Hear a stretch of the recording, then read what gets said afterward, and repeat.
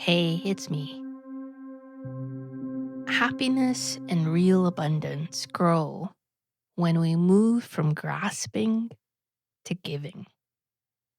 When we stop taking, wanting, and demanding, and instead choose love, generosity, devotion, and sincerity. When that happens, something in us opens.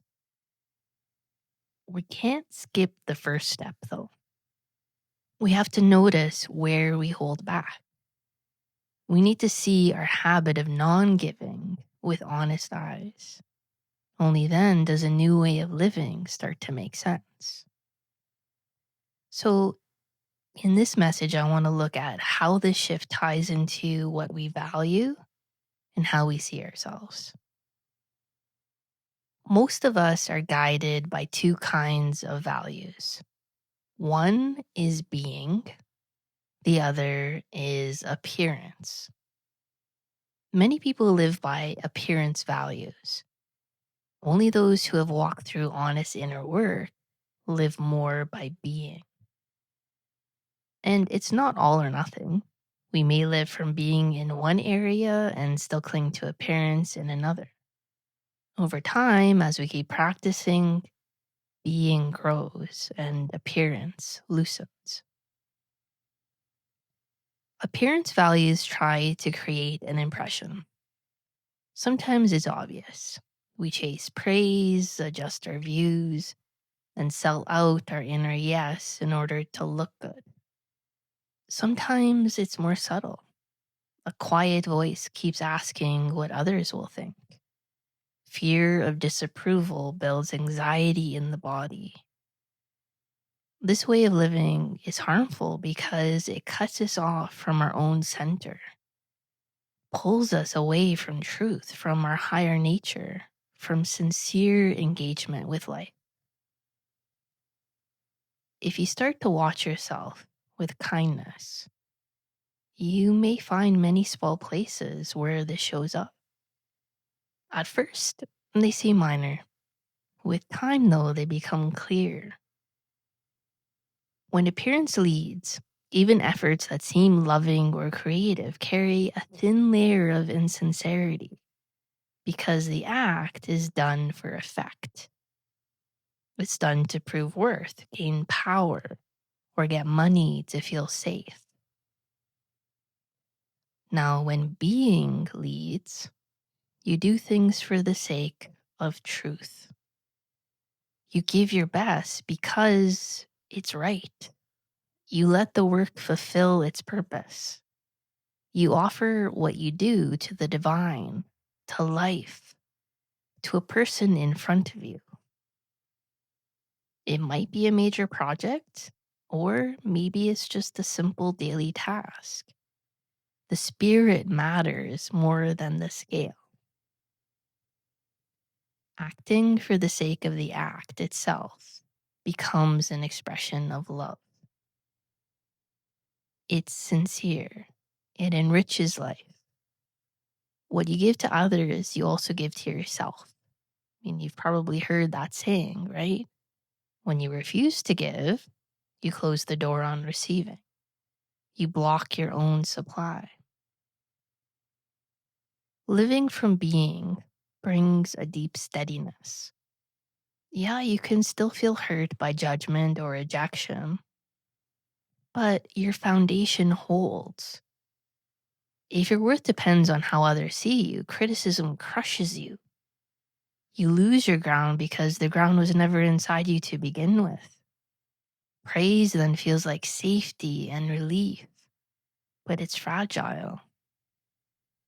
I know because I spent most of my life living this way. Anxiety stays in the background because your value sits in other people's hands. When your value rests in the truth of your motives and the sincerity of your effort, you remain centered. You know why you're doing what you're doing. You feel the reality of your giving, and that reality can't be taken from you. When appearance rules, you really have no stable identity. You borrow it from other people's opinions. You rise with approval and you fall when it fades. Inside, a quiet doubt grows because a part of you knows when your giving is mixed with hidden motives. That doubt makes you shaky and defensive. It also clouds your ability to see truth in yourself and in others. You can't tell who is right, who is wrong, or to what degree. Denial then adds confusion. You start to grope in the dark, not the healthy groping that leads to growth, the kind that covers insecurity. That feels like fog. It drains courage.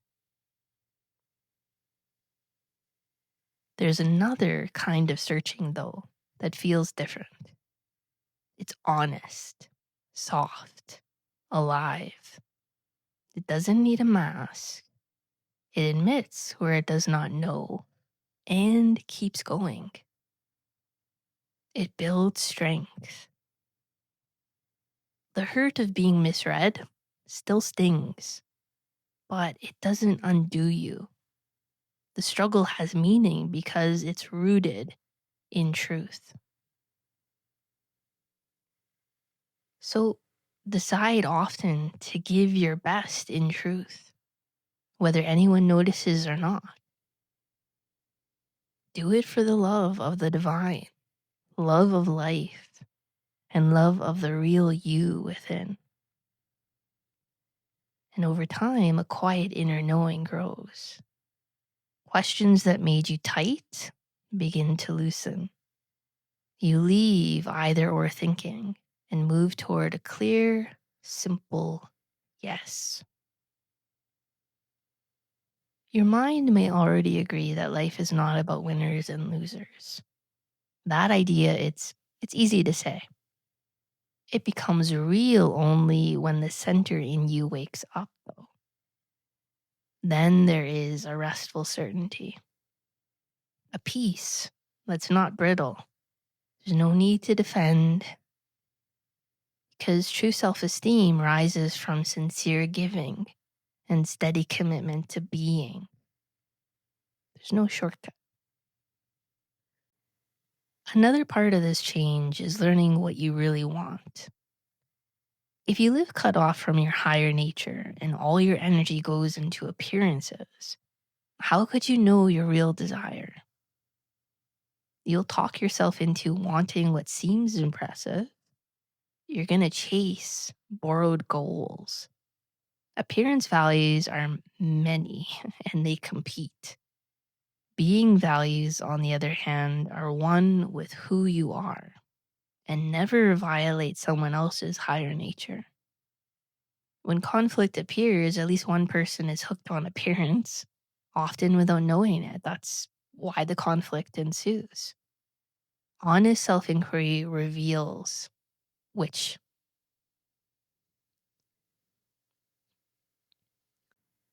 Appearance values are rigid. They look individual on the surface, yet they all conform. They lack breadth. Being values carry life and flexibility. If you're afraid to know what you want, you remain unfulfilled because false goals can never fill you. You may push hard and still feel empty. The effort feels heavy because it goes against your own current. You tell yourself you should be happy by now. You feel lost because you do not know who you are. And being changes this. When you stop needing applause to feel safe, you can relax and listen. You allow your real desire to rise, whether or not others approve. Finding what you truly want is a treasure. And it asks for patience. It asks you to clear the places where you copy what you think you should want and return to what is actually yours. When appearance rules, you can't trust your perceptions because they're tinted by fear and image. When your intent is clean and you give your best for the sake of giving, you begin to notice something sacred. Your heart's true desire aligns with the divine will. At first, you may distrust this. Old habits make you assume your desire is wrong. For a long time, desires were mixed with defiance or people pleasing, so doubt became the norm. But as being grows, the old split softens. Desires that once seemed forbidden reveal their deeper innocence. They become a path of service and joy. Another key is the power of the word. The ancient teaching says that in the beginning was the word. You probably heard that. The word is the first creative act. It gives form to intent. It's the blueprint that action can follow. Spoken aloud or within, a clear word shapes the subtle substance in and around us.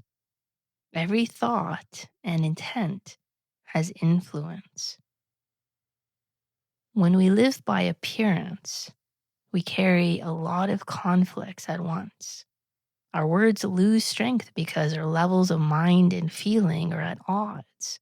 Signals cross, efforts cancel out, creation flickers and stalls. True power arises when feeling, thought, desire, and knowing flow as one stream. Then the word carries weight.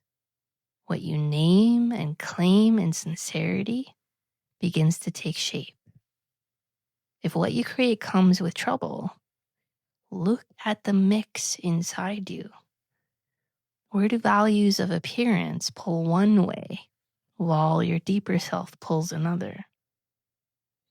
And as you see this, you take the next step toward living by being in daily acts and in the larger direction of your life. If that larger direction is still unclear, you can still practice being in the asking, listening, and waiting. A kind of struggle brings light rather than chaos. In future messages, we'll continue exploring the word you speak and the word you think, because your emanations matter.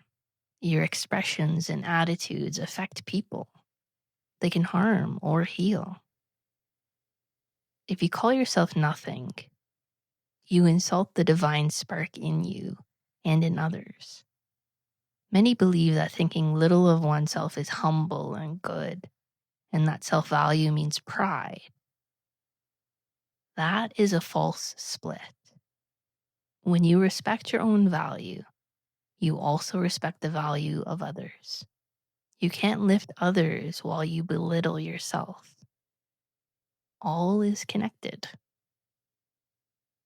And when you look deeper into this, my guess is you'll begin to feel its truth.